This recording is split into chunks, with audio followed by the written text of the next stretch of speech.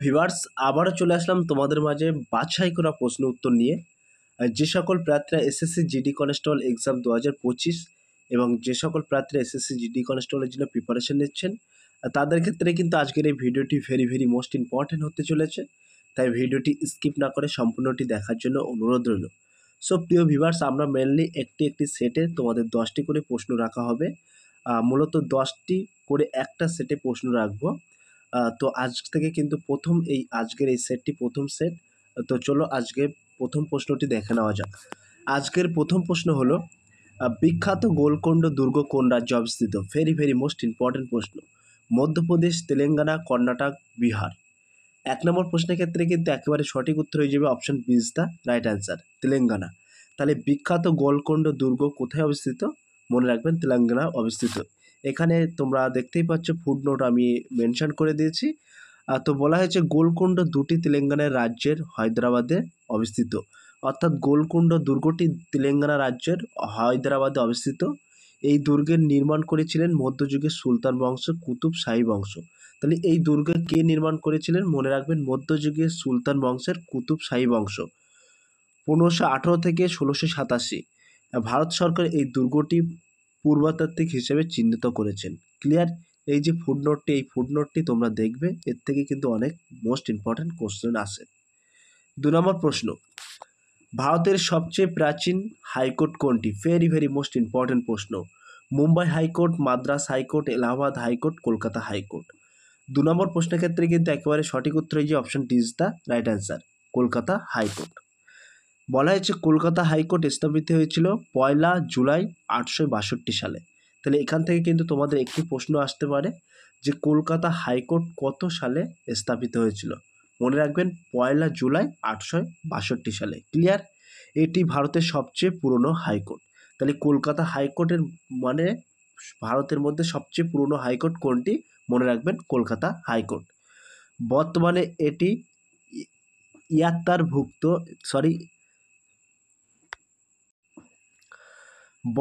এটি এখতিয়ারভুক্ত হচ্ছে পশ্চিমবঙ্গ সহ কেন্দ্রশাসিত আন্দামান ও নিকোবর দ্বীপপুঞ্জ।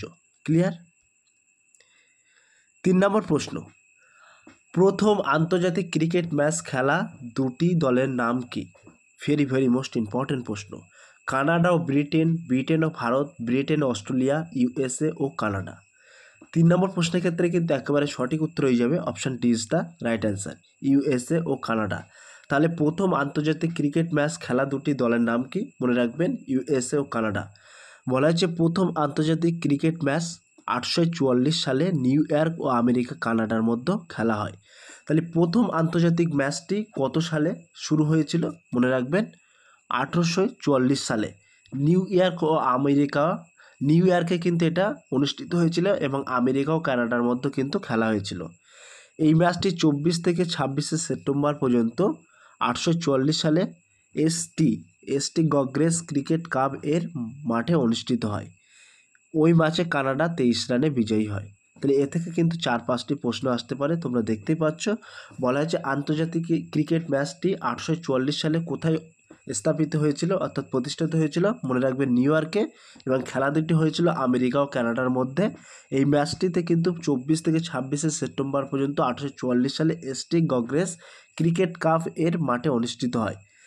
এই ম্যাচে কিন্তু কানাডা 23 রানে বিজয়ী হয়। Clear?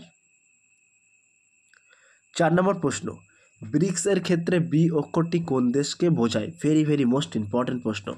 Bangladesh, Bermuda, Brazil, Bulgaria. 4 number প্রশ্নের ক্ষেত্রে কিন্তু একেবারে সঠিক উত্তর হয়ে যাবে option C is the right answer, Brazil. তাহলে ব্রিক্স এর ক্ষেত্রে বি অক্ষরটি কোন দেশকে বোঝায়? মনে রাখবেন ব্রাজিল। বলা হয়েছে ব্রিক্স এর অর্থ হলো Brazil, Russia, India, China and south Africa. তাহলে ব্রিক্স BRICS এর অর্থ হলো কি? বিতে ব্রাজিল, আরতে রাশিয়া, আইতে ইন্ডিয়া, সিতে China and south Africa, এসতে south Africa. এই 5টি দেশের প্রথম অক্ষর দিয়েই কিন্তু ব্রিক্স শব্দটি তৈরি করা হয়েছে। ক্লিয়ার? প্রথমে এই জোটে সাউথ আফ্রিকা ছিল না। 2020 সালে সাউথ আফ্রিকা এই জোটে যোগ দেয়। প্রসঙ্গত 11তম ব্রিক্স সম্মেলন ব্রাজিলে অনুষ্ঠিত হয় 13-14 নভেম্বর 2019-এ। তাহলে 13-14 নভেম্বর 2019-এ ব্রিক্স সম্মেলনে কিন্তু এই সাউথ আফ্রিকা যোগ দেয় 2010 সালে। ক্লিয়ার? 5 নম্বর প্রশ্ন, কুচিপুড়ি নৃত্যশিল্পী উৎপত্তি কোথায় হয়? ভেরি ভেরি মোস্ট ইম্পর্টেন্ট প্রশ্ন। অন্ধ্রপ্রদেশ, তামিলনাড়ু, কেরালা, উড়িষ্যা। 5 নম্বর প্রশ্নের ক্ষেত্রে কিন্তু একেবারে সঠিক উত্তর যে option is the right answer, Andhra Pradesh. তাহলে কুচিপুড়ি নৃত্যশৈলীর উৎপত্তি কোথায়? মনে রাখবেন অন্ধ্রপ্রদেশ। বলা হয়েছে কুচিপুড়ি হচ্ছে একটি বারাটি শাস্ত্র নৃত্য। এই নৃত্যশৈলীর উৎপত্তি হয় অন্ধ্রপ্রদেশের কৃষ্ণা জেলায়। তাহলে কুচিপুড়ি হচ্ছে কিন্তু একটি বারাটি শাস্ত্রীয় নৃত্য। কুচিপুড়ি কি? মনে রাখবেন বারাটি শাস্ত্রীয় নৃত্য। এটি কিন্তু অন্ধ্রপ্রদেশের কৃষ্ণা জেলায় হয়। ক্লিয়ার? 6 নম্বর প্রশ্ন, সংবাদ সংস্থা রয়টার এর সদর দপ্তর কোথায় অবস্থিত? ভেরি ভেরি মোস্ট ইম্পর্টেন্ট প্রশ্ন। UK, USA, Australia, Bharat.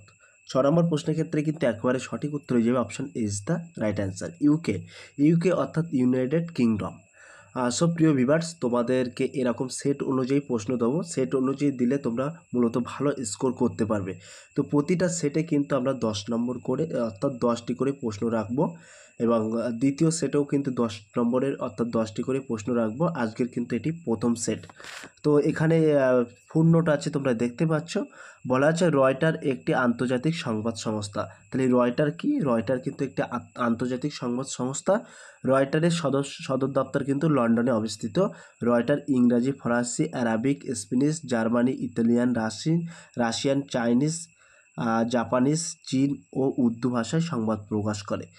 So প্রিয় ভিউয়ার্স, এই রয়টার কিন্তু একটি আন্তর্জাতিক সংবাদ সংস্থা এবং রয়টারের সদর দপ্তর কিন্তু লন্ডনে। এটি কিন্তু বিভিন্ন ভাষায় অর্থাৎ এই যে ভাষাগুলো বললাম এই ভাষায় কিন্তু সংবাদ প্রকাশ করে। ক্লিয়ার? 7 নম্বর প্রশ্ন। 7 নম্বর প্রশ্ন হলো ভারতের প্রাচীনতম বাঁধ কোনটি? নাগার্জুন সাগর বাঁধ, আলামাট্টি বাঁধ, ইন্দ্রাবতী সাগর বাঁধ, গ্র্যান্ড অ্যানিকেট। 7 নম্বর প্রশ্নের ক্ষেত্রে কিন্তু একেবারে সঠিক উত্তর যে অপশনটি is the right answer, Grand Anicut. বলা হয়েছে গ্র্যান্ড অ্যানিকেট বাঁধ বা কল্পনায় বাঁধ হচ্ছে বিশ্বের চতুর্থতম ভারতের প্রাচীনতম বাঁধ। তাহলে বিশ্বের চতুর্থতম বাঁধ কোনটি? মনে রাখবেন গ্র্যান্ড অ্যানিকেট, এবং এটি ভারতের কিন্তু প্রাচীনতম বাঁধ। এই বাঁধটি নির্মাণ করেছিলেন চল রাজা কারিকলা আনুমানিক 2য় শতাব্দীতে। তাহলে এই বাঁধটি কে নির্মাণ করেছিলেন? মনে রাখবেন চল রাজা কারিকলা। ক্লিয়ার? 8 নম্বর প্রশ্ন, সার্ভে অফ ইন্ডিয়া সদর দপ্তর কোথায় অবস্থিত? ভেরি ভেরি মোস্ট ইম্পর্টেন্ট প্রশ্ন। দিল্লি, চেন্নাই, দেরাদুন, কলকাতা। 8 নম্বর প্রশ্নের ক্ষেত্রে কিন্তু একেবারে সঠিক উত্তর হয়ে যাবে option is the right answer, Dehradun. তাহলে সার্ভে অফ ইন্ডিয়া কোথায় অবস্থিত? মনে রাখবেন দেরাদুনে অবস্থিত। তার আগে ছোট্ট একটি অ্যানাউন্স, আমাদের ডেসক্রিপশন বক্সে হোয়াটসঅ্যাপ গ্রুপ লিঙ্ক এবং টেলিগ্রাম গ্রুপ লিঙ্ক দেওয়া আছে। যদি কেউ যুক্ত হতে চান ওই লিঙ্কে সরাসরি ক্লিক করে যুক্ত হতে পারবেন। নেক্সট প্রশ্ন দেখে নেওয়া যাক। নেক্সট প্রশ্ন হলো 9 নম্বর প্রশ্ন, অর্থাৎ আন্তর্জাতিক দুর্নীতি বিরোধী দিবস কবে পালিত হয়? 8ই ডিসেম্বর, 9ই ডিসেম্বর, 10ই ডিসেম্বর, 11ই ডিসেম্বর। 9 নম্বর প্রশ্নের ক্ষেত্রে কিন্তু একেবারে সঠিক উত্তর হয়ে যাবে option B is the right answer, 9ই ডিসেম্বর। তাহলে আন্তর্জাতিক দুর্নীতি বিরোধী দিবস কবে পালিত হয়? মনে রাখবেন 9ই ডিসেম্বরে। 10 নম্বর প্রশ্ন, অর্থাৎ আজকের লাস্ট প্রশ্ন, বিশ্ব মানবাধিকার দিবস কবে পালিত হয়? ভেরি ভেরি মোস্ট ইম্পর্টেন্ট প্রশ্ন। 9ই ডিসেম্বর, 10ই ডিসেম্বর, 11ই ডিসেম্বর, 12ই ডিসেম্বর। এই 10 নম্বর প্রশ্নটি তোমাদের জন্য হোমওয়ার্ক থাকলো। তোমরা সঠিক উত্তরটি বেছে নিয়ে কমেন্ট সেকশন বক্সে কমেন্টের মাধ্যমে জানিয়ে দিও। আর সব প্রিয় ভিউয়ার্স, এই ছিল আজকের মূলত very most important SSC GD কনস্টেবলের জন্য প্রশ্ন উত্তর। এবং এই আজ থেকে কিন্তু আমরা একটি সেটে 10টি করে প্রশ্ন দেবো। আজকের কিন্তু এটি প্রথম সেট। আর যদি এই প্রশ্ন উত্তরটিকে তোমাদের ভালো লেগে থাকে প্লিজ লাইক, কমেন্ট এবং শেয়ার করে দিন বন্ধুদের মাঝে। ফিরে আসছি আগামী দিনে তোমাদের জন্য নতুন একটি টপিক ভিডিও নিয়ে।